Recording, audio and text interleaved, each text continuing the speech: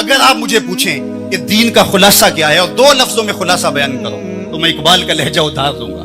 इकबाल ने कहा था, दीन सरापा सोख्तन अंदर तलब, इंतहाइश इश्क आगाज़श अदब। तलबे महबूब में तड़पने का नाम दीन है। जो अदब से शुरू होता है इश्क पे खत्म हो जाता है, और जो दीन अदब से शुरू होकर इश्क पे खत्म नहीं होता वो दीन दीन ही नहीं है। क्योंकि मोहब्बत इंसानों को, उम्मत को बाहम जोड़ती है। दुनिया की जितनी भी मोहब्बतें हैं ये रकीब पैदा करती हैं।